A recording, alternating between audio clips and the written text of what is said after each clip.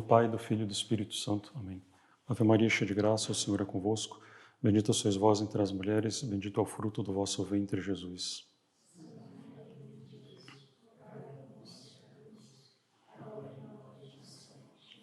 Maria, auxílio dos cristãos, Nossa Senhora das Dores, São Francisco de Sales. Em nome do Pai, do Filho e do Espírito Santo. Amém.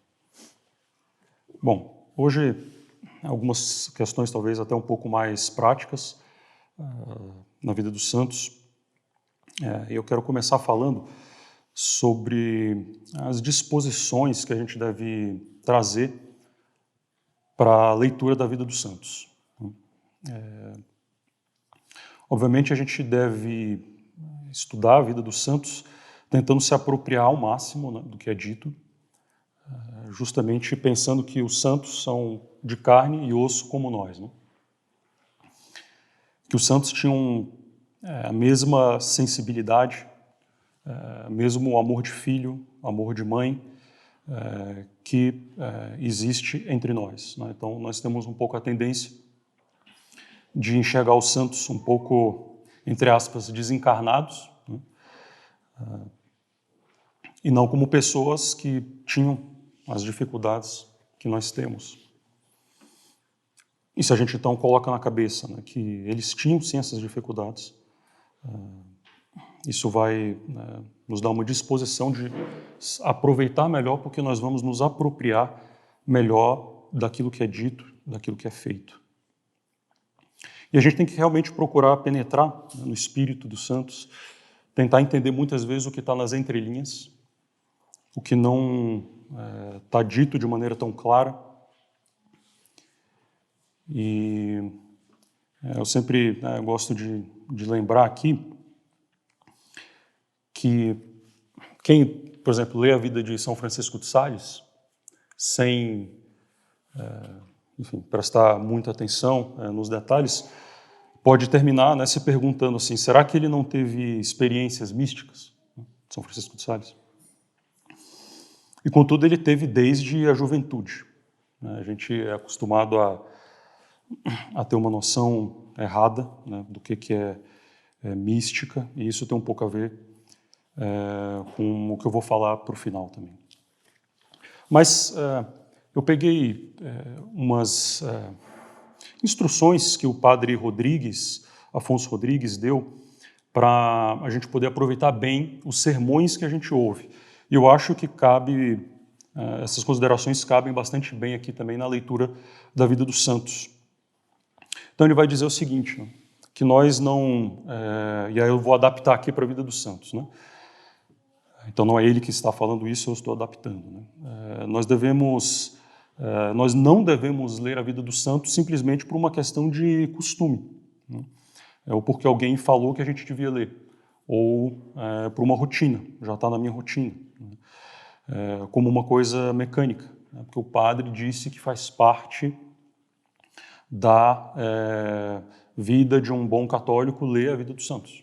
Então, não fazer isso por costume, mas com um desejo real, verdadeiro, de querer melhorar. A segunda disposição é não ler a vida dos santos com espírito de curiosidade, né? Ou seja, eu não vou ler a vida dos santos para observar como é que era a escrita deles, como é que eles falavam, como é que eles se vestiam, né? Mas vou realmente procurar focar no principal, que é as virtudes, né, que o santo praticou. Então, não ler a vida dos santos com espírito de curiosidade, né? Então, comparar, de fato, a nossa vida com a doutrina que a gente vê pregada pelos santos, pelo exemplo e pela fala mesmo ou escrita. Então, não ler a vida dos santos por um mero costume, nem com espírito de curiosidade. E a terceira disposição é não querer ficar lendo, né, a vida dos santos simplesmente para descobrir coisas extraordinárias, diferentes. ou mesmo tentar achar uma lição extraordinária, diferente, que a gente nunca viu em nenhum outro lugar. Não, temos que ler a vida dos santos para reavivar, né, especialmente para reavivar na nossa memória, muitas das coisas que a gente já sabe, deveres comuns, ordinários, né, mas que nós não estamos fazendo tão bem, ou com tanto fervor, ou com tanta perfeição quanto poderíamos. O Padre Rodrigues vai comentar, né, que São Paulo foi elevado ao terceiro céus, mas a pregação dele continuou a mesma de antes, né? Ele não ficou falando dessas coisas extraordinárias que ele viu, até porque ele disse que eram praticamente inefáveis, indescritíveis, mas ele continuou a pregação ordinária porque é isso que os fiéis precisavam. Então é isso que também a gente deve procurar, né? Observar na vida dos santos o que eles fizeram, né, no comum, no dia a dia, e aplicar para nós mesmos.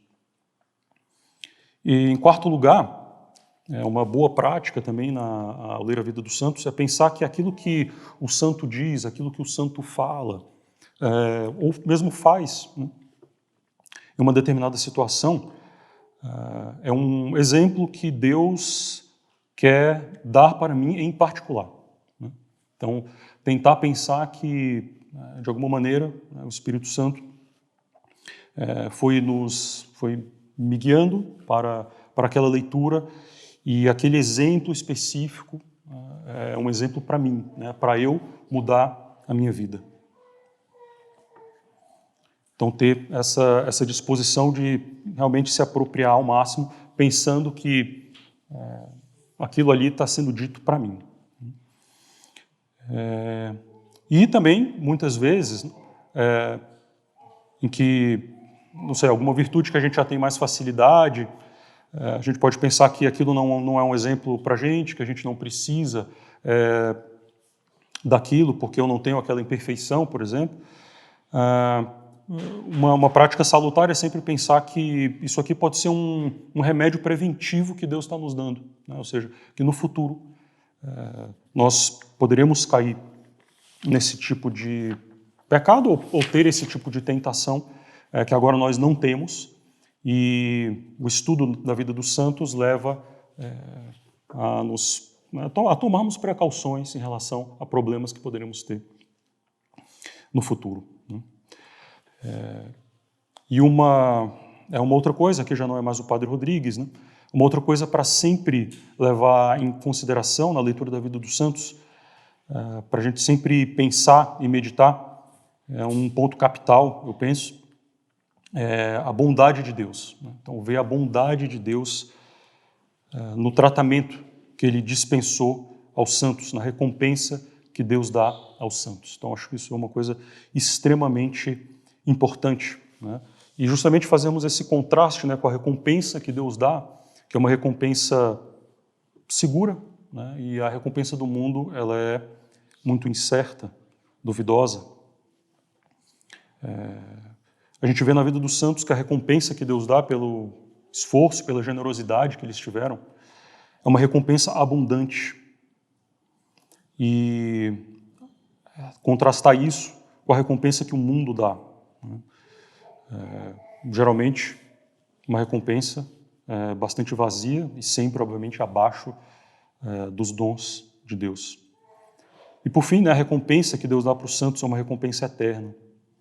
E a recompensa das coisas do mundo são recompensas caducas, que vão perecer.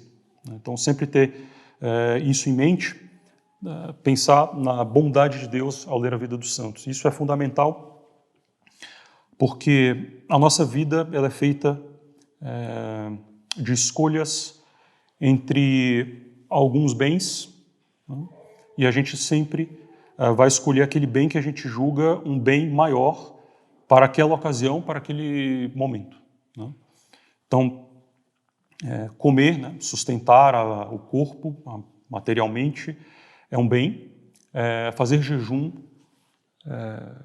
no dia, por exemplo, na Sexta-feira Santa, é um bem maior, né? Então, é esse bem maior que é o que a gente tem que escolher, né?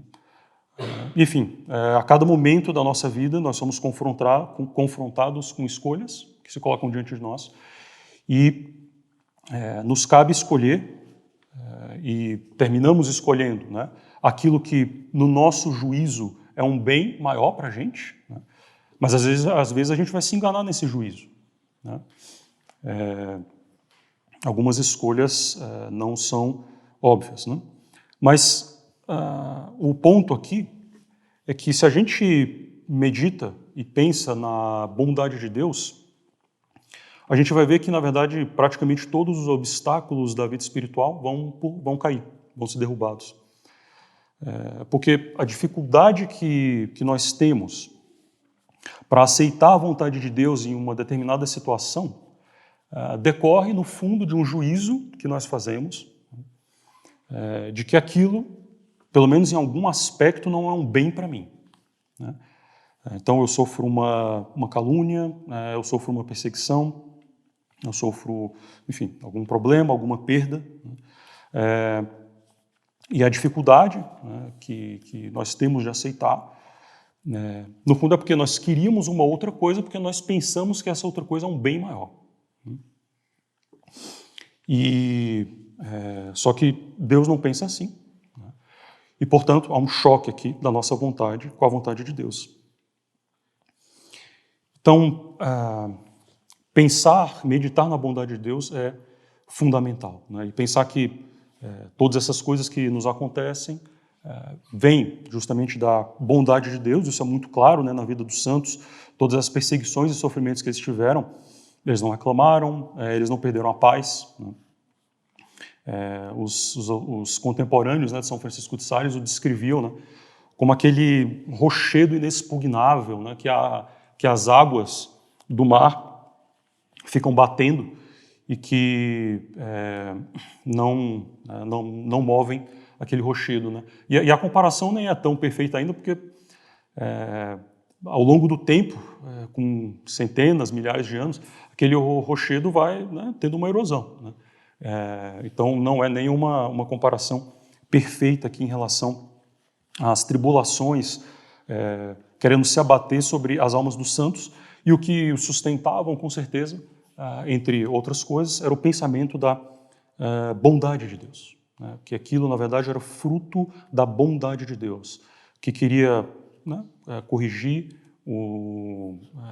enfim, algum leve, né, defeito que o santo poderia ter, e, enfim, exercê-lo, né, na humildade também, por exemplo. Existem várias razões, né, para Deus, né, mandar essas tribulações para os santos. E a mãe de Dom Bosco, né, que dizia, né, a aprovação para os maus é castigo, a aprovação para os bons é uma purificação. Então, assim, sempre tem em mente, né, como é que os santos reagiram a essas situações difíceis, né? E tem em mente que, no fundo, a resposta deles é: isso aqui é um fruto da bondade de Deus, né? E é por isso que quem tem, né, dificuldade, e essa dificuldade, né, existe em todos nós, para cumprir a vontade de Deus mais perfeitamente, né, a resposta para isso, em primeiro lugar, é a oração, né? Porque a oração, sendo justamente a elevação da nossa alma para Deus, a oração vai nos fazer pensar em Deus, e aqui eu estou falando especialmente, né, da meditação, né? Vai nos fazer pensar em Deus, tentar compreender um pouco melhor a Deus e seus caminhos, né? E se a gente compreender um pouco melhor a Deus, a gente vai ver que Deus é o quê? Deus é a bondade, né? Então, por isso, a resposta, né, primeira para quem tem, né, uma dificuldade, de novo, né, todos nós temos essa dificuldade, no perfeito cumprimento, na perfeita aceitação da vontade de Deus, a resposta primeira não é eu vou fazer uma resolução, eu vou fazer eu vou restringir aqui a minha vontade para ela não escolher mais. Não. Como a vontade segue a inteligência, né, se a gente está convencido de que aquilo ocorreu por uma bondade de Deus, a nossa vontade irá naturalmente, com o tempo, com a graça também, seguir a nossa inteligência. Portanto, a oração é o principal meio, né, para a gente realmente conseguir cumprir perfeitamente a vontade de Deus, ou seja, chegar à santidade. Então, lembre-se sempre, né, pelo menos eu gosto sempre de me lembrar desse ponto fundamental. E, enfim, né, temos que lembrar que os santos, então, foram homens como nós mesmos, como eu já disse, né, eles não eram de uma espécie particular, né, porque isso não é incomum a gente pensar, não, mas ele fez isso porque ele era santo. Para algumas coisas isso pode até ser verdadeiro, né, em determinado sentido, né, mas para outras nós podemos chegar lá, ou se não no mesmo nível, porque Deus também não quer o mesmo nível de santidade para todo mundo, podemos chegar bem mais, a um ponto bem mais avançado do que o que nós estamos, né. E, obviamente, na vida dos santos, existem coisas que nós devemos imitar, outras que devemos somente admirar, né? E aí vamos fazer algumas distinções daqui a pouco em relação a isso para tentar entender um pouco melhor, né? A vida dos santos serve, né, e a gente sempre deve lembrar disso, se lembrar disso, serve para fazer calar, né, as nossas paixões contrárias à razão e à fé, que querem nos convencer de que a vida católica é impossível. Então, a nossa inteligência pode até ver, puxa, isso aqui é uma coisa boa, mas não dá, não consigo.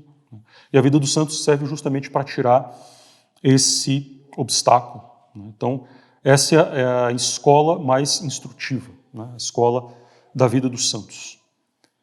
Uma moral reduzida aqui em ações e exemplos. Obviamente, né, a gente precisa ter um bom critério para escolher a vida dos santos, né? Procurar as vidas dos santos que sejam realmente sólidas, né? Baseada em documentação segura, especialmente no processo de beatificação, canonização dos santos, as cartas, os escritos deles, né? Depoimentos de pessoas que viveram na época. E para que a gente não caia, né, no erro também de simplesmente sair, né, acreditando em qualquer coisa. Eu vou falar um pouco sobre isso também. Mas também não caia, obviamente, no erro oposto de, então, qualquer coisa que foge um pouquinho do extraordinário eu já não vou acreditar. Porque a gente tem que sempre se lembrar o seguinte: o asceticismo, né, a teologia espiritual, ela é um desenvolvimento da verdade dogmática, né? A teologia espiritual é uma aplicação para a nossa vida espiritual daqueles princípios da teologia dogmática, né? Então, não há divergência entre uma e outra aqui. Então, se na vida espiritual se faz alguma coisa que viola algum dogma, né, nós já sabemos que isso está errado, né, e que não deve ser imitado, né. Obviamente, isso aqui não foi o que aconteceu na vida dos santos, né. Estou dando um exemplo para a nossa vida de uma maneira geral. Bom, enfim, tenhamos, né, sempre em mente, né, que precisamos ler com fruto essas vidas, né, dos santos e tentar realmente aproveitar ao máximo, né. O padre Faber, ele, não sei se, além de todos os trabalhos, né, que ele fez, no século XIX, ele fez um trabalho que era o trabalho de divulgar a vida de santo. Então ele, acho que não ele, né, especificamente, mas uma equipe dele, ou enfim, coordenado por ele de alguma maneira, traduziu muitas vidas de santos, né, e publicou várias vidas de santos, escreveu sobre canonização. E uma das coisas que ele fez também foi traduzir para o inglês um livro do Papa Bento XIV. Esse livro do Papa Bento XIV foi escrito quando ele ainda não era Papa, era um cardeal.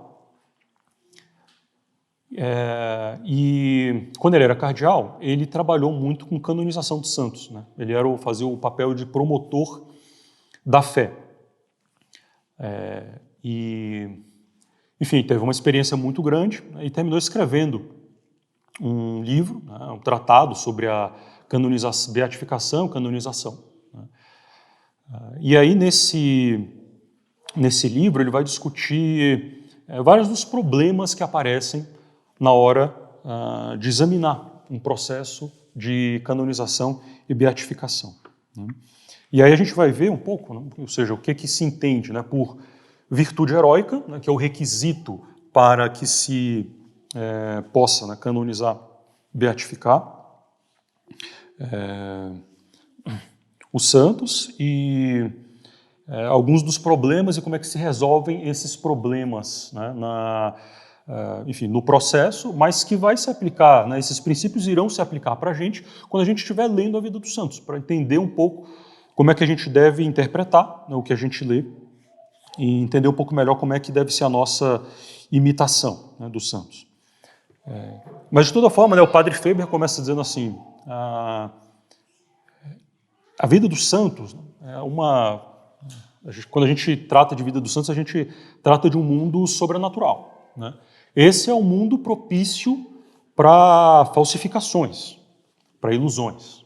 Né? Então, temos que tomar bastante cuidado com histórias, né, que, enfim, muitas vezes a gente ouve, né, de outras pessoas vivas ainda, às vezes, a pessoa fez isso, fez aquilo, está tendo isso, está fazendo aquilo, está tendo visão, está levitando, enfim. Né, sempre lembrar de que essa aqui a área, né, propícia para grandes falsificações, né, e grandes mentiras, e que o demônio vai tentar certamente induzir as pessoas a erro. Né? Então, por isso a Igreja obedece um processo bastante rigoroso de análise aqui, justamente para nos dar uma segurança. E o Papa Bento XIV, né, nesse tratado, vai dizer várias vezes que o objetivo da Igreja, ao canonizar alguém, né, não é simplesmente propor aquela pessoa para a admiração dos fiéis, mas para a imitação. Né? Imitação. Tá? Então, imitação, não admiração, é o objeto da Igreja na canonização dos santos. E é por isso que, né, o Papa Bento XIV vai falar, então isso aqui foi em 1738, tá, que ele escreveu. Né? Ele subiu para enfim, foi elevado ao pontificado em 1740, né? Então 1738. Né? Então eu não estou comentando de regras de agora, porque sinceramente as desconheço. Tá? Mas enfim, o Papa Bento XIV, né, vai dizer assim, que uma das razões para que se geralmente não canonizasse criança que fosse Marte, né, então uma criança já batizada, né, enfim, e que terminou morrendo, né, pela fé, em princípio, essas crianças não deveriam ser canonizadas, justamente porque o objetivo da Igreja não é simplesmente admirarmos, né, uma pessoa que está no céu, mas imitarmos as virtudes que ela praticou, né, o que com dificuldade, né, se aplicaria por causa de uma criança muito, muito pequena. Né? Bom, então o Papa Bento XIV vai começar falando assim, o que é, né, a virtude heróica. Né? Então a virtude heróica está relacionada, obviamente, com a excelência dos atos. Né? E, obviamente, atos difíceis de serem cumpridos, atos difíceis de serem feitos. Né? Então, a congregação, né, dos ritos vai examinar as virtudes, né, daquele candidato à beatificação ou canonização e vai examinar então, se eles tiveram uma virtude em grau heróico, né, em grau excelente.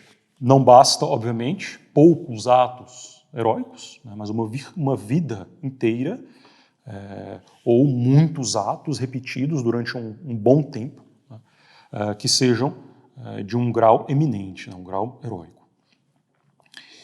E, obviamente, não se trata de provar, né, nos santos que cada virtude, né, em particular, ele exerceu num grau heróico, até porque é preciso ver a condição, né, de cada santo, que aí vai ter mais oportunidade de praticar determinados tipos de virtudes. Né? Mas, de toda forma, serão examinadas todas as virtudes para ver a conexão entre elas, um ponto fundamental que eu vou falar um pouco mais para frente. E, enfim, o grau heróico de várias delas, né, das virtudes teologais, obviamente, e das principais virtudes, especialmente as virtudes cardeais. Então, para que uma virtude, né, seja considerada, né, que ela, enfim, seja considerado que a virtude foi praticada em grau heróico, vai se exigir que ela tenha sido praticada com prontidão, com facilidade e com uma certa deleitação, né, com um certo prazer, no sentido então de que a virtude que é feita, né, depois de a gente lutar muito, pensarmos muito, né, significa que essa virtude ela não está tão enraizada ainda na nossa alma, né, ela não é pronta, né, ela não é fácil e vai exigir um esforço que às vezes vai nos causar até uma certa tristeza de estar tendo que fazer aquilo, né? Então não é feito com aquela deleitação que se exige aqui para que uma virtude seja heróica, né? Então prontidão, facilidade e deleitação, né? Então podemos pensar numa pessoa que toca muito bem um instrumento, né? Se alguém, né, coloca um desafio na frente dela, uma partitura de uma música que ela nunca viu, muito difícil, né, e ela vai e toca, né, aquelas notas, né, rapidamente, né, com muita facilidade, sem erro, né, com alegria, a gente vê por isso a pessoa sabe muito aquele instrumento, né. Então é que nem os santos, né, colocados diante de alguma situação, diante de algum desafio, muitas vezes inesperado, né, eles vão conseguir praticar a virtude com prontidão, facilidade e deleitação, né? E isso se exige nas circunstâncias as mais difíceis, e não simplesmente, obviamente, naquelas circunstâncias mais fáceis, né, agradáveis, né?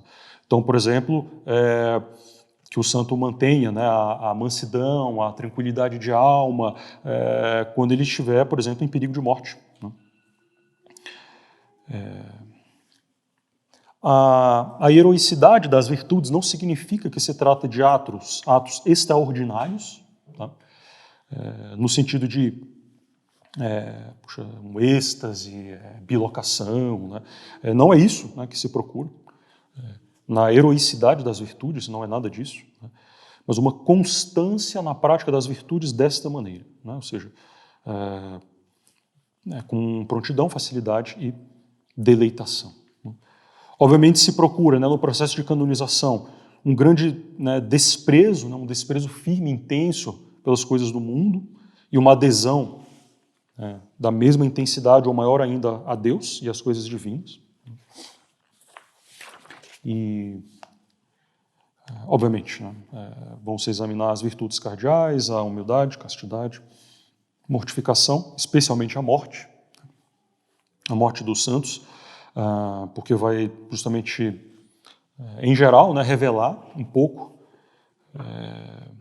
aqueles hábitos que ele adquiriu durante a vida inteira e numa doença, né, num momento de sofrimento, aqueles hábitos irão se manifestar. Bom,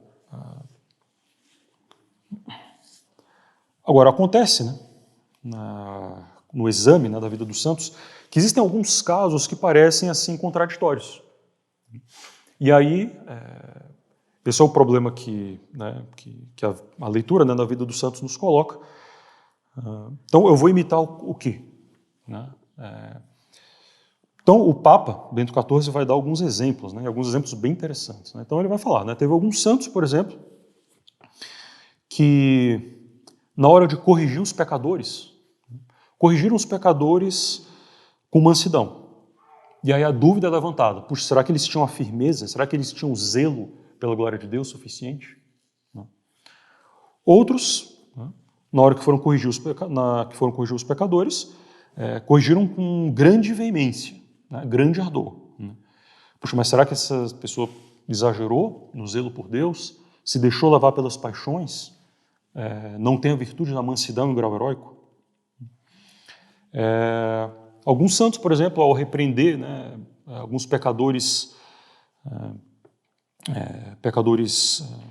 públicos, repreenderam esses pecadores não de maneira pública, mas de maneira particular, secreta. E outros pecadores que tinham cometido pecados em segredo foram repreendidos publicamente por alguns santos. Como é que fica a questão de julgar isso? No trabalho, por exemplo, de conversão dos hereges, alguns santos trataram de trazer os hereges, com uma nota predominante de mansidão, outros com uma nota mais de uma certa polêmica, de um ataque aos erros. E aí fica a potencial acusação.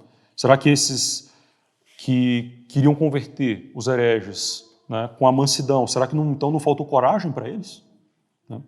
E os que, enfim, entraram no espírito de polêmica, será que eles não foram guiados muito pelo espírito próprio? Alguns santos foram caluniados, ou, enfim, basicamente todos sofreram algum problema em relação à reputação. Alguns santos ficaram calados, não fizeram nada. Outros se defenderam. E aí vem a questão, esses se defenderam por quê? Por causa do amor próprio? E aqueles que ficaram calados, será que eles não estavam pensando que a má reputação deles poderia colocar em perigo, enfim, o bom nome da igreja e dos católicos em geral? Alguns santos ficaram conhecidos por fazer súplicas pelos criminosos, condenados justamente. Criminosos que foram condenados, por exemplo, morte, exílio, injustiça, e alguns santos escreviam, por exemplo, cartas para o príncipe, para o rei, pedindo clemência. Então, será que isso aqui não vai contra a virtude da justiça? Alguns santos escreveram muito fortemente contra a prática de um religioso passar de uma ordem religiosa para outra. Alguns escreveram bastante fortemente sobre isso, dando até a impressão de que seria uma coisa que não se deveria fazer quase assim, de maneira alguma. E vários santos passaram de ordens religiosas para outras. Temos exemplos de todos os tipos, passaram de ordens religiosas mais leves para as mais duras e passaram das mais duras para as mais brandas. Então, será que não tem uma falta aqui, uma inconstância, um defeito no juízo, por exemplo, dos santos?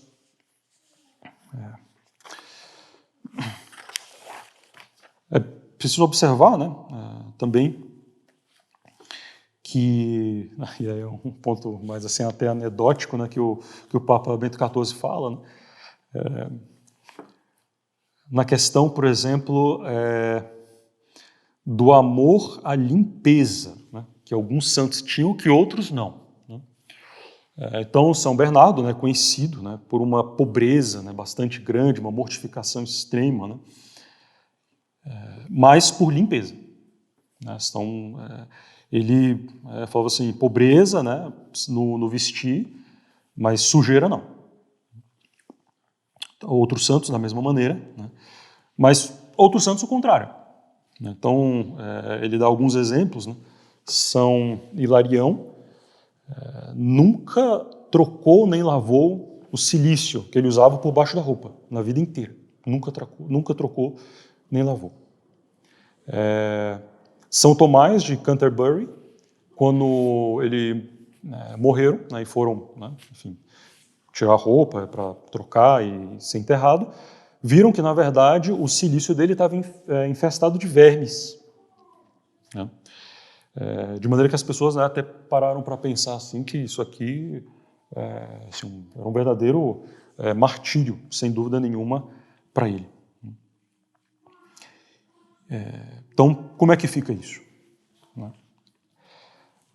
E alguns outros, na hora da morte, por exemplo, São Martinho, na hora da morte, ele disse que se Deus quisesse que ele vivesse ainda mais, se Deus julgasse que ele fosse necessário para o povo ainda, né, ele não recusaria continuar vivendo mais. Então, ele aceitaria, né, continuar vivendo.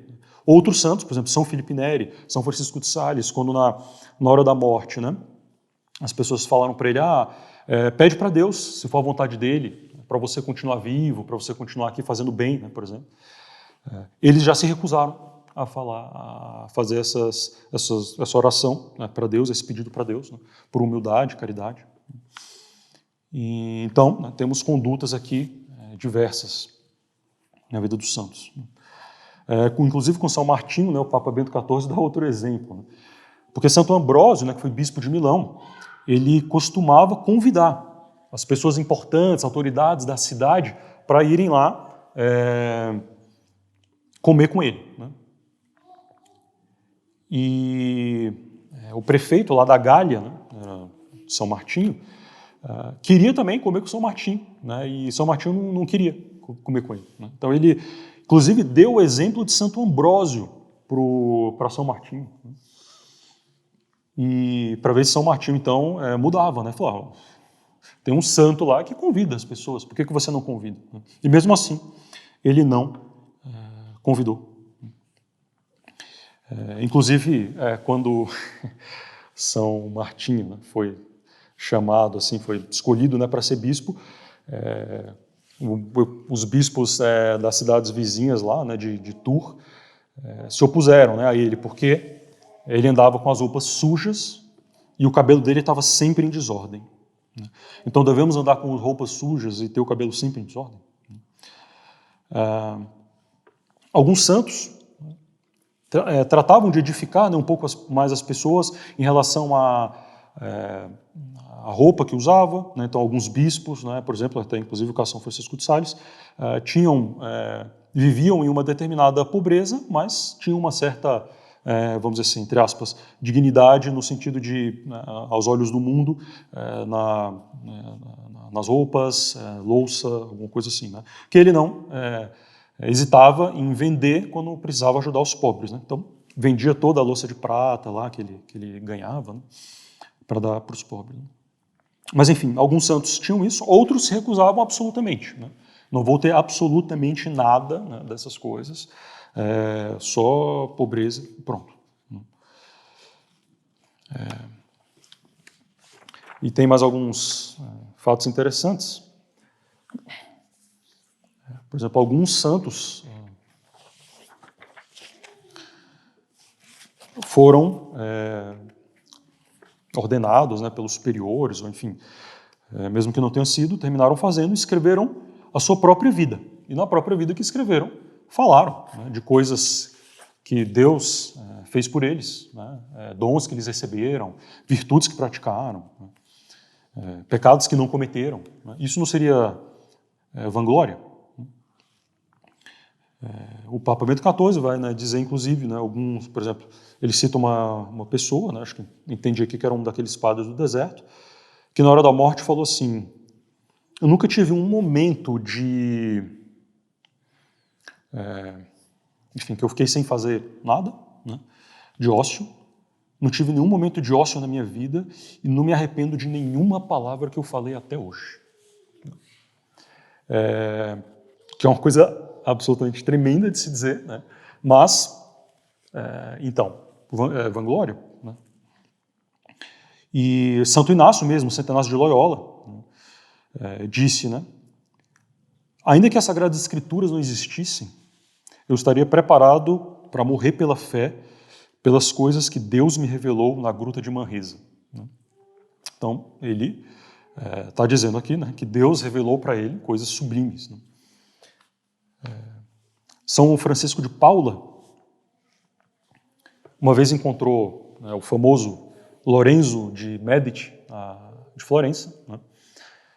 São Francisco de Paula, então o encontrou, Lorenzo de Medici estava trazendo o filho dele, João, Giovanni de Medici, né, para apresentar para o santo. Tá? E Giovanni lá beijou a mão dele, São Francisco de Paula, e São Francisco de Paula falou então para o menino: eu vou ser um santo quando você se tornar papa. você vai me canonizar. São Vicente Ferre, uma vez estava pregando e de repente ele parou, porque ele viu que tinha um jovem que estava ouvindo a pregação dele. Esse jovem era o futuro, né? São Bernardino de Siena. E São Vicente Ferre falou que tinha alguém ali que estava ouvindo, que um dia seria enfim, que seria uma pessoa extraordinária pelo seu conhecimento e pela sua vida, e que um dia seria preferido a ele na estima da igreja. No fundo, ele estava dizendo, eu também teria uma certa estima da igreja, mas essa pessoa será ainda mais. Uma coisa... 2 episódios, né, de São André Avelino. Uma vez ele estava indo para casa lá de um príncipe, né, fazer uma visita, e esse príncipe colocou uns músicos para tocar quando ele estivesse chegando, né, tocar lá um trompete. E Santo André Avelino, né, falou, não, parem de tocar, eu espero essa honra para mim depois da minha morte. Né, ou seja, dizendo, eu vou ser canonizado. Né. Inclusive ele, de novo, né, uma vez ele estava numa igreja, na festa de São Tomás de Aquino, e a estátua de São Tomás estava num nicho lá da igreja, e do lado tinha um outro nicho que estava vazio. E ele olhou, né, para aquele nicho vazio e falou, a minha estátua vai ser colocada aqui, depois da minha morte. Porque eu vou ser reconhecido como um dos protetores dessa cidade. E foi exatamente isso que aconteceu. Bom, obviamente, né, nessas situações aqui em que parece ter uma contradição em relação à vida dos santos, né, ou seja, fizeram coisas que, enfim, um fez, o outro não fez, não queria fazer porque achava que estava errado. Né? Como é que a gente deve julgar? Né? E até o próprio Papa Bento XIV vai colocar, né, dizendo da regra de São Bernardo, né, dizendo que a gente sempre tem que julgar os outros na melhor das intenções e desculpar, né, as ações das pessoas, e mesmo que a gente não consiga desculpar uma ação específica, a gente desculpa a intenção, né, etc. Ele vai dizer que é o seguinte, né, na hora que a igreja, né, tem que fazer um juízo, né, dar uma decisão, né, sobre a vida de alguém, essa regra ela não vai se aplicar. Né? A gente não vai simplesmente chegar a interpretar aqui, né, tudo que vier, simplesmente achando que a pessoa está ali com a melhor das intenções. Né? A gente não vai fazer isso. Essa regra de São Bernardo a gente vai aplicar quando a gente estiver analisando a vida dos santos para ver se eles, na vida deles, aplicaram.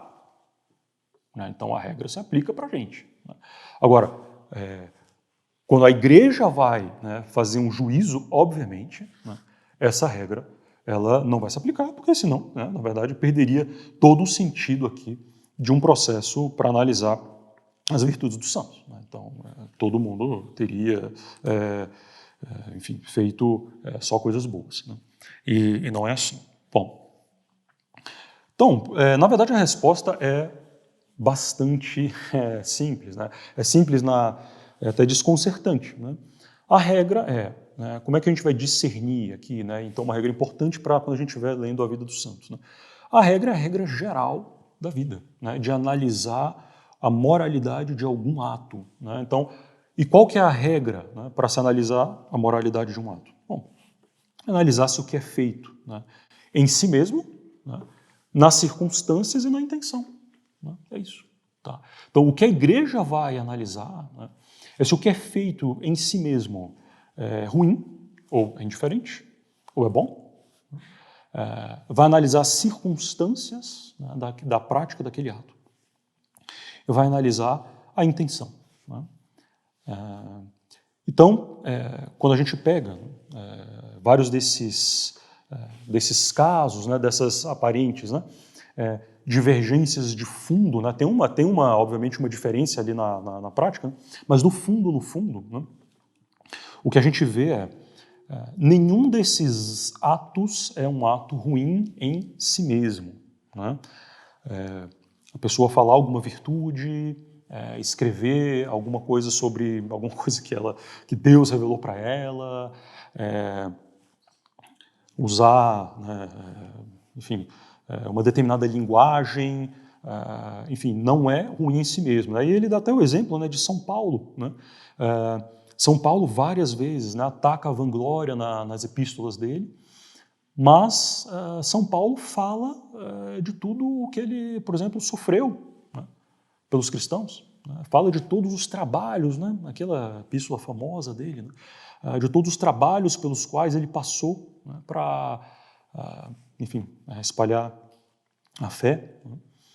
E ele vai dizer, né, fui elevado ao terceiro céu, né? Então, obviamente, né, São Paulo, né, não estava ali praticando, né, nenhum ato de vanglória, né? Então, o ato não esses atos aqui eles não são ruins, né, em si mesmo. Pedir para viver mais, se for para ajudar as pessoas, se for para a glória de Deus, ou então se recusar, né? Todos esses atos, na verdade, têm a mesma raiz, né, que é a raiz da caridade, né, do amor a Deus, né? Então, o que os santos, né, fizeram, né, e a gente pode ter bastante tranquilidade em afirmar isso, né, todos esses atos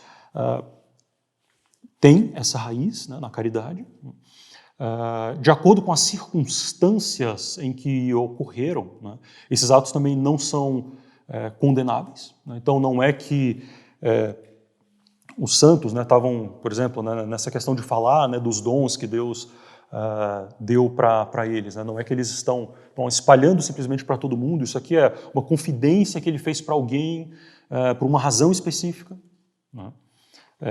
Ou por uma ordem de um superior que ele foi obrigado, por exemplo, a escrever, né, naquela autobiografia. E se ele falou que ele ia ser canonizado depois, enfim, uma circunstância que não escandalizava as pessoas, né, e que com certeza ele tinha uma intenção, né, que nós desconhecemos naquela circunstância específica de edificar, né, o próximo. Obviamente, a questão mais difícil aqui é justamente descobrir a intenção, né, porque ninguém está entrando na cabeça, né, dos santos para poder, né, medir exatamente qual era a intenção. A intenção era a glória de Deus, a intenção era a vanglória, né? Então, como é que a igreja, né, como é que o Papa Bento XIV, né, vai dizer aqui que a igreja vai, né, solucionar isso, né? A igreja vai solucionar isso olhando os outros aspectos da vida do santo, olhando o resto da vida dele, não só aquele caso isolado, né, para ver se é congruente a conclusão com o resto da vida do santo de que ele foi sempre movido por um espírito de humildade, né? Então, o caso mais que chama mais atenção, né, de todos, sem dúvida nenhuma, né, é o caso lá de São Francisco de Assis, que eu comentei brevemente na aula passada. Então, para trazer literalmente o caso aqui como relatado pelo Papa Bento XIV, né? Nós lemos na vida de São Francisco de Assis, conforme relatado pelos padres Bartolomeu Pisa e Wedding, a seguinte passagem. As pessoas se amontoavam ao redor de São Francisco, algumas tocavam o seu hábito, outras veneravam as suas pegadas e seus pés. Aqueles que poderiam tocá-lo ou beijar as suas mãos ou seus pés se consideravam os mais felizes de todos, né? E mostravam para ele toda honra, né? De maneira que o seu companheiro ficou bastante surpreso com essa atitude de São Francisco de Assis. E ainda mais porque o santo parecia não repelir aquelas honras, mas pelo contrário, parecia se agradar com aquilo. E aí, esse companheiro do santo vai dizer o seguinte: meu pai, você não está, né, observando o que está sendo feito, Você não está vendo que isso é um mero aplauso humano? Você, longe de repeli-lo, como manda a humildade cristã, você parece, na verdade, estar se agradando com isso. Que complacência é essa, meu Pai? Tão alheia ao caráter dos servos de Deus. E o Santo Padre Francisco o deixou ainda mais impressionado com a seguinte resposta. Apesar de que o que eles fazem pode parecer para você uma grande honra, saiba que, na verdade, eu acho que ela ainda é muito pouca comparado com o que eles devem dar. Então, com essas palavras, o seu fraco companheiro começou a tremer. E o humilde, São Francisco, disse isso para ajudar na sua fraqueza. Veja, irmão, toda essa reverência que me dão, eu a entrego a Deus e não fico nada comigo. Eu não me aproprio nada, disso. Não estou me apropriando de nada disso. Mas, na verdade, eu me preservo completamente e me confirmo ainda mais no meu grau, da minha própria humildade e da minha vileza. Como uma estátua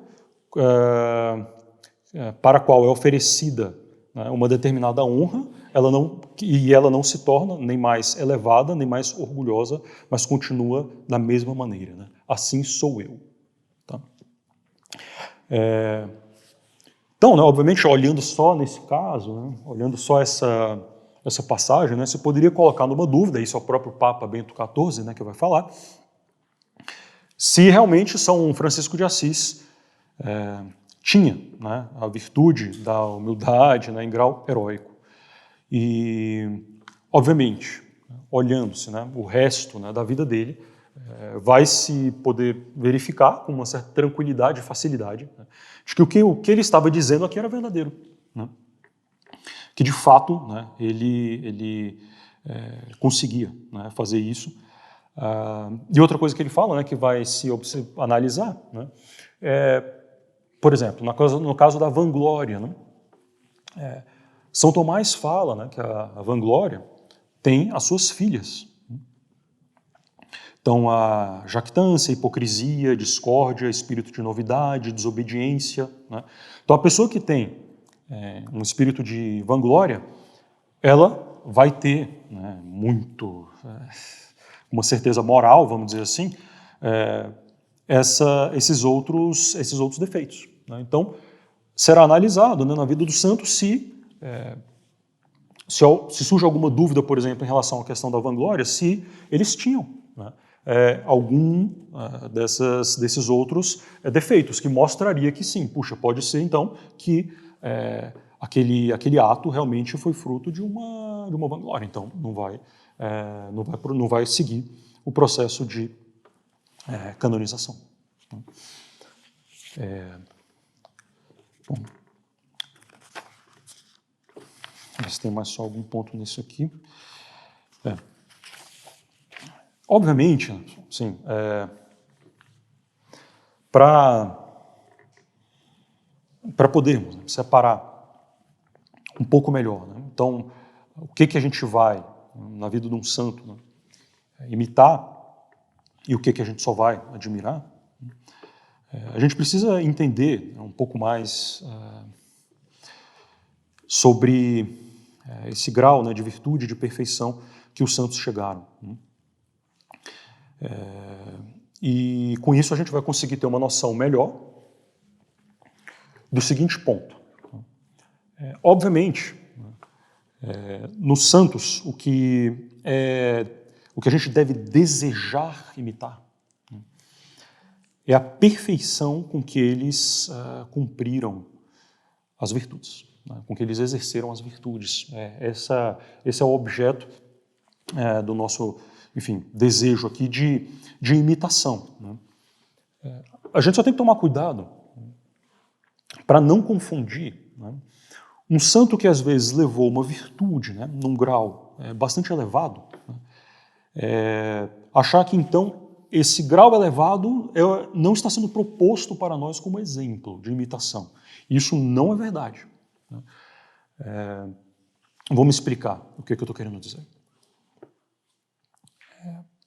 Quando a pessoa vai progredindo, né, na santidade, o primeiro passo, né, obviamente, é agir sob o influxo das virtudes, né, as virtudes naturais, as virtudes adquiridas e as virtudes infusas. Virtudes teologais, virtudes cardeais. Todos nós, quando somos batizados e estamos em estado de graça, nós temos também, né, os dons do Espírito Santo. Né? Quando a gente fala de dons do Espírito Santo, as pessoas hoje já pensam assim, dom de línguas. Né? Não é desses dons, obviamente, que estamos falando. Né? Estou falando dos dons do Espírito Santo, sabedoria, conselho, fortaleza. E esses dons, para que eles servem? Eles servem para basicamente duas coisas, para nós podermos ter uma reação rápida, né, quando acontece alguma coisa inesperada e precisamos dar uma resposta rápida e virtuosa. Né? Então, os dons nos ajudam nesses momentos. Né? Mas, né, mais do que isso, eles nos dão uma nova maneira de agir. Né?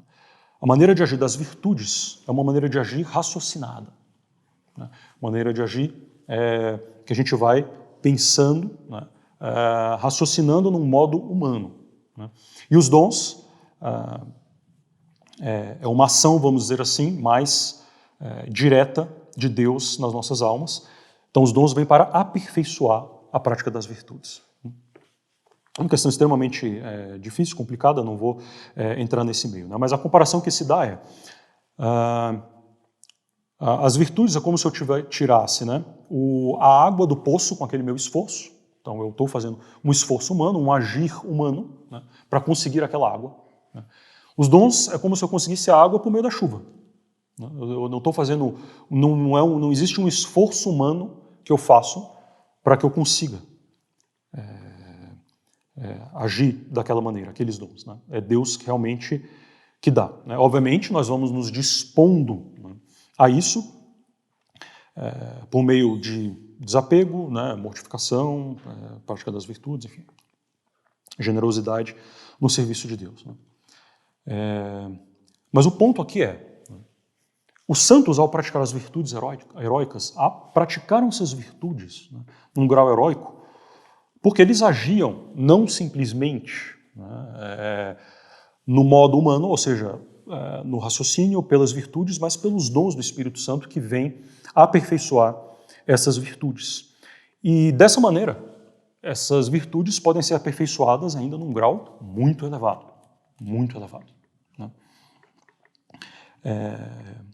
Então é preciso distinguir, né, e esse é o ponto que eu quero chegar aqui na vida dos santos, né, o que é o curso normal da virtude aperfeiçoada, né, pela prática, esforço, graça de Deus e pelos dons do Espírito Santo, e o que são coisas realmente extraordinárias que não estão, vamos dizer assim, no curso normal do desenvolvimento das virtudes pelos dons. Tá? Esse aqui é o ponto fundamental. Então o que eu quero dizer é o seguinte, São Francisco de Sales está lá na sala dele, no bispado, lá em Annecy. Né? Chega uma pessoa e começa a xingá-lo de tudo quanto é nome. Né?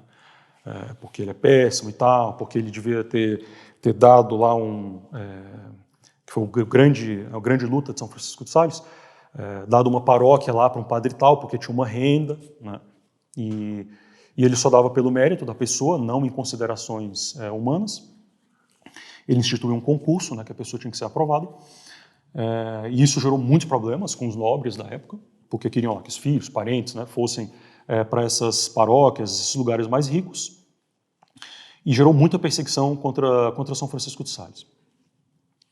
Então a pessoa lá xingando ele de tudo quanto é nome, e ele vai lá e trata a pessoa super bem e fala assim, meu amigo, se você quisesse arrancar o meu olho, eu te daria um outro com todo o amor. Obviamente, isso aqui, a virtude, né, da mansidão é praticada num grau absolutamente heróico, né? Não tem dúvida disso, né? Não é uma virtude praticada simplesmente no modo humano, à base de raciocínio, né? Que São Francisco de Sales estava ali, não, peraí, deixa eu ver as razões pelas quais eu devo ser manso, né? Deixa eu pensar aqui nas razões pelas quais eu não devo responder, né? Não, né? Assim, é uma questão realmente dos dons, né, do Espírito Santo, consegue fazer aquilo com uma facilidade, uma tranquilidade. Bom, pegamos outra cena aqui da vida de São Francisco de Sales. Né? Ele estava rezando um dia, sozinho, no quarto, e o sobrinho dele vai interrompê-lo, e quando ele entra, né, sem pedir para entrar, ele já entra no quarto de São Francisco de Sales, ele vê que, na verdade, tinham duas colunas de fogo andando ao lado de São Francisco de Sales, né? Que simbolizava, obviamente, a caridade dele, né, o Espírito Santo. E então ele viu aquilo ali, perguntou para São Francisco de Sales o que era aquilo, São Francisco de Sales tentou enrolar, mas terminou falando, enfim, não fala para ninguém, né, o que você viu. Temos aqui, então, dois fatos que parecem, né, extraordinários. O primeiro, se a gente parar para pensar, ele não é, no sentido, vamos dizer assim, técnico, né, tão extraordinário assim. Ele é o desenvolvimento, né, normal de uma virtude, a virtude da mansidão, aperfeiçoada pelos dons, né. O fato de aparecer coluna de fogo lá, do Espírito Santo do nosso lado, esse é um fato extraordinário. Isso não se encontra no desenvolvimento normal, se a gente vai estudar na teologia lá, o que a mansidão é, o que exige, como é que eu devo me comportar, não vai estar lá, vai aparecer uma coluna de fogo do seu lado. Isso não é o desenvolvimento natural da virtude. Tá? Então, é preciso tomar cuidado, porque as pessoas olham isso aqui, né, de São Francisco de Sales, e veem assim, não, mas isso é para admirar e não para imitar. Não é bem assim. Não é bem assim. É claro que isso não significa que eu devo, né, agir assim em todas as circunstâncias, óbvio. Né? São Francisco de Sales mesmo não agiu assim em todas as circunstâncias. Né? Nosso Senhor mesmo não agiu assim em todas as circunstâncias, é claro. Né? Eu não estou falando isso, né? Não estou falando que, como ele agiu assim, ele não respondeu nada. Alguém que o perseguia e o xingava e o maltratava, né? Isso deve ser feito sempre. Não estou dizendo, obviamente, não é isso. Né? O que a gente tem que ver? As circunstâncias. Né? As circunstâncias. Agora, eu estou falando um ponto mais teórico. Né? Eu estou falando um ponto de simplesmente já, de cara, né, nós olharmos para aquela virtude e falar assim, não, isso é uma coisa mais para se admirar, não é para imitar. Não é bem assim. Né? Se a gente pensa assim, a gente vai colocar a nossa, enfim, o nosso objetivo muito baixo. Né? Se a gente olha, né, exatamente o que a teologia vai dizer, né, é isso, ou seja, que as virtudes, né, aperfeiçoadas pelos dons, enfim, né, com as graças de Deus, elas podem ser levadas a um nível bastante elevado. Né? Então, a gente sempre tem que ter isso em mente. Né? Então, isso aqui é o ponto fundamental, a regra para a gente conseguir discernir, né, discernir exatamente o que a gente deve imitar e o que a gente deve simplesmente admirar. Né? E um ponto, assim, vou tocar em 5 minutos, né, sobre isso, mas que, enfim, depois vocês conversem com os padres, quem quiser, para poder aprofundar, né, um pouco mais, mas faz parte aqui para entender isso aqui. Né? É que é o seguinte, é bastante certo, né, que a vida dos dons, né, do Espírito Santo, a vida em que há um predomínio, né, dos dons do Espírito Santo, é propriamente a vida mística. Essa é a vida mística. Né? A vida mística não é a vida de visão, não é a vida de levitação, não é a vida de êxtase. Né? A vida mística é a vida de contemplação, que, na verdade, é a vida do predomínio, né, dos dons do Espírito Santo, esses dons que são atualizados, de novo, todos nós temos, né, mas por obstáculos que nós botamos, esses dons não são atualizados. tá? Mas essa é a vida mística. Tá? É a vida sob a égide predominante dos dons do Espírito Santo. Né? Então, obviamente, né, isso aqui não sou eu, né, que estou dizendo, né, e é uma coisa absolutamente, me parece, né, certa hoje. Né? De maneira que é um erro se pensar que existem duas vias para a perfeição. Né? A via da ascética, que é a prática das virtudes, né? E a vida extraordinária, mística, tal. Não. Né? Por isso que eu falei no começo aqui, São Francisco de Sales, se a gente perguntar assim para as pessoas, São Francisco de Sales era místico, né? Muitas pessoas vão dizer, acho que não. Né? Mística é Santa Gema Galgani, né? Mística é São Francisco de Assis, recebeu os estigmas, né? Ficava levitando, aquela coisa. Mas é óbvio que é. Né? São Francisco de Sales não era só um místico, mas um grande místico. Né? Por que as pessoas têm essa ideia errada? Né? E aí já termino aqui o ponto, né? Mas aqui eu queria falar isso. Né? Por que a gente tem essa ideia errada? Né? Porque a partir do século XVII, meados ali, 1600 tal, até um pouco antes já mesmo, começou-se a se desviar da doutrina, né, dos grandes doutores da igreja em relação à doutrina ascética. Né? E aí começou-se a criar justamente essa teoria das duas vias, né? A via da virtude e a via da mística. Né? E a via da virtude, né, era a via que todo mundo é chamado, e a via da mística, aquela coisa extraordinária, perigosa, que ninguém deve desejar, e tal, de visão, de você ficar ali em êxtase, com os sentidos completamente ligados, né, tal. Até que eu acho que, assim, quando for escrita, né, a história da espiritualidade nossa sob lentes corretas e justas daqui a algum bom tempo, né? Porque, como eu disse, né, a teologia espiritual vai depender da teologia dogmática. Né? Uma crise aqui vai gerar uma crise na teologia espiritual, sem dúvida nenhuma. Né? Até que em 1896 teve um padre, né, o padre Sodré, Auguste Sodré, escreveu um livro que mudou essa história. Tá? É um livro fundamental, um livro assim, muito bom, né, chamado Os Graus da Vida Espiritual. Né? Para variar, não tem tradução em português, mas tem em inglês, francês, italiano, espanhol, então assim... Enfim, ele vai desde o começo, né, até o final. É uma espécie de teologia de ascética e mística, tipo do Tanqueray, que vende aí, né? Mas eu acho assim, uma coisa de um quilate realmente superior, 1896. Né? E ele entrou em uma grande polêmica na época, né, com um padre jesuíta chamado Padre Poullain, que era totalmente contra essa ideia. Né?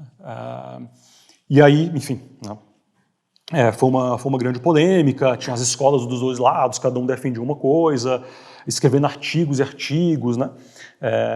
E um dos argumentos, né, do pessoal do outro lado, né, que não era do padre Sodré, né, era assim, São Francisco de Sales não foi místico. Né? Então ele chegou a escrever um artigo, né, até ia trazer, mas enfim, provando, né, por A mais B, né, que São Francisco de Sales era um grande místico. Né? É bom porque isso tira isso um pouco da cabeça das pessoas. Né? E que, no final das contas, a mística é o caminho normal, né, de santidade daqueles que vão avançando. Esse é um ponto. Tá? Mas mística entendida nesse sentido. Tá? Ou seja, do predomínio, né, aqui, de uma vida de predominância dos dons do Espírito Santo na alma. Né? Nada de visão, coisa normal nesse sentido, né? Paranormal, né? Nada disso. Né? É um estado completamente, na verdade, interior. Né? Pode ter algum místico aqui que a gente não está nem sabendo. Tá? O padre Sodré vai falar. Né? É um estado interior, não tem nada a ver com mostrar nada fora, ninguém vai ver. Ninguém vai ver. Tá? A não ser que Deus mande alguma coisa extraordinária, mas é extraordinário. Tá? É uma coisa interior. Né? E por isso não é possível medir. Não é possível medir esse estado. Né? Tal. Por isso que a gente não pode dizer a pessoa é mais santa, tal é mais santo do que tal. Você não tem como saber. Você não tem como saber. Né? Porque, pela teologia, é certo que essas manifestações extraordinárias não são medidas de santidade. Né? Não significa assim, a pessoa atingiu uma santidade tal, então ela vai levitar. Não existe isso. A pessoa atingiu uma santidade tal, então ela vai ter um êxtase lá, tal, que vai ficar paralisado, não vai ver mais nada, vai ficar 10 horas ajoelhada sem sentir nada. Não é isso. Né? E por isso que os santos falam para não ficar desejando essas coisas. Por quê? Porque justamente não são medida de santidade nenhuma. Né? Se fossem um indicativo de santidade, se a pessoa tem assim é porque ela é mais santa, né?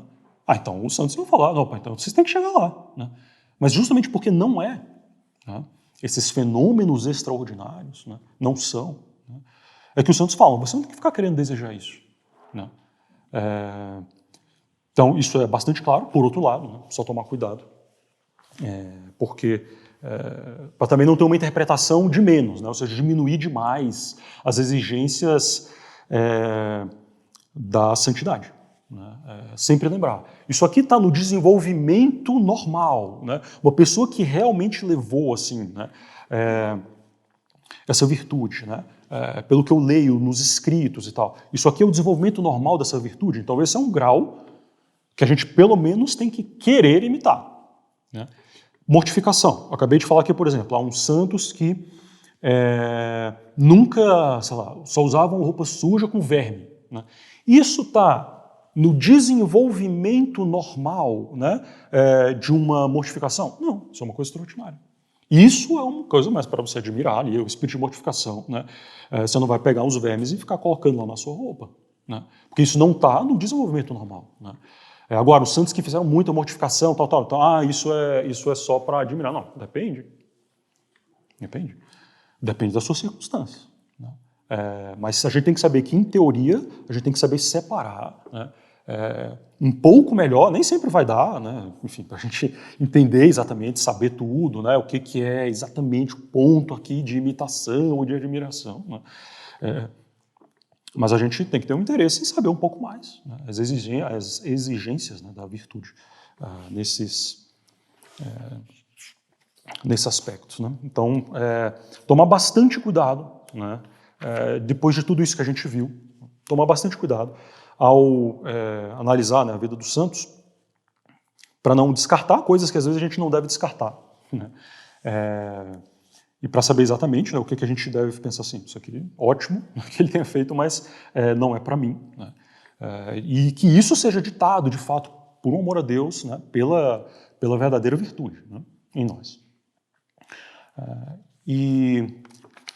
Por tudo isso, né, por toda essa análise, né, que se faz da vida dos santos, aqui que a gente viu, tomar muito cuidado em dizer, né, o santo é errado, o santo fez isso aqui errado. Né? Eu não estou dizendo, né, claro, que os santos acertaram tudo, está tudo perfeito e tal. Isso não existe nessa vida a não ser Nossa Senhora e Nosso Senhor. Né? Agora, não é por isso que cabe a nós, né, falarmos simplesmente com as outras pessoas e passar um juízo assim, não, isso aí, o santo fez isso aí, mas é bobagem. Opa, cuidado. Né? Os santos são aqueles grandes, né, amigos de Deus e temos que tomar, recebiam, né, luzes, né, especiais, né, e temos que tomar muito cuidado.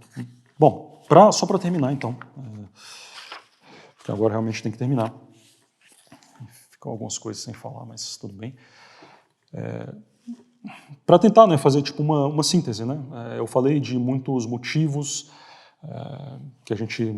que nos levam a ler a vida dos santos, o que a gente deve ter em mente, como é que a gente deve aproveitar, como resolver, né, algumas das dificuldades, alguns princípios para isso.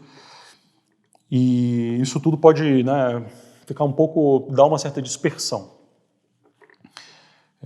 Então, se eu, né, pudesse resumir em uma frase, né, o que a gente realmente deve guardar, né, da vida dos santos e a gente deve ter um olho, né, especial, um olho clínico ali para olhar, para desenvolver na nossa vida, né, para tentar resumir isso tudo em uma frase, né, eu diria, eu colocaria o pensamento do padre Desurmont, né, esse é um padre redentorista, do século XIX na França. Ele foi o provincial da França, dos redentoristas, um grande filho de Santo Afonso.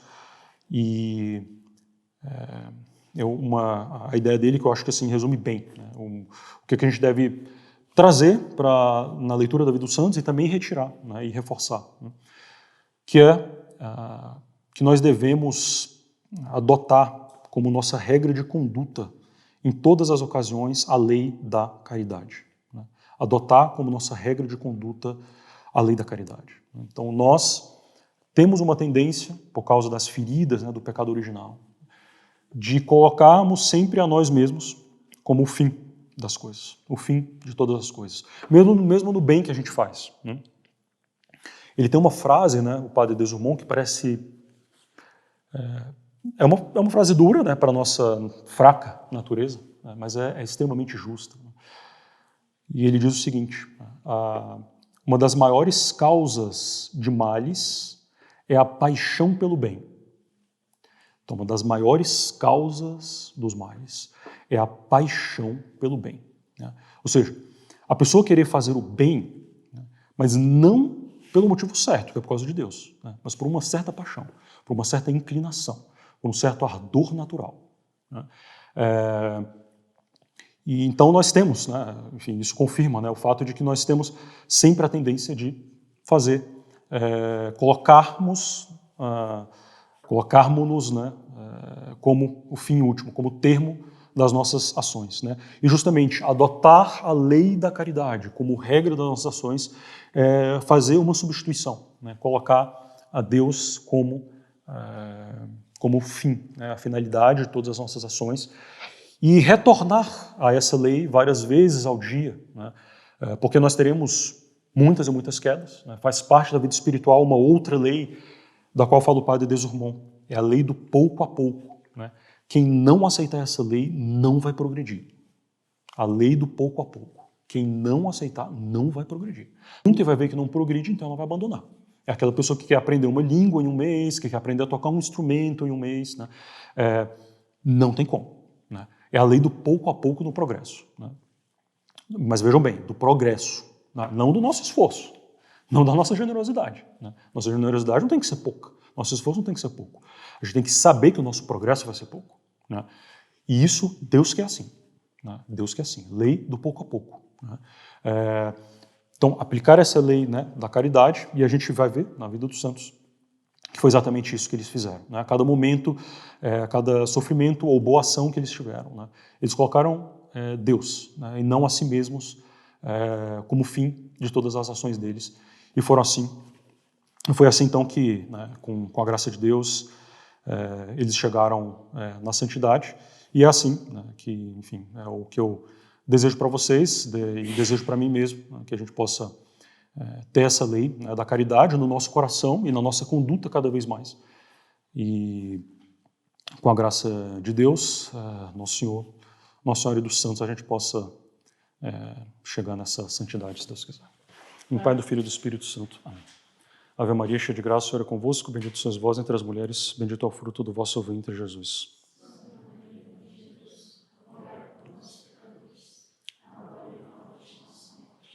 Maria, auxílio dos cristãos. Nossa Senhora das Dores. São Francisco de Sales. Em nome do Pai, do Filho e do Espírito Santo.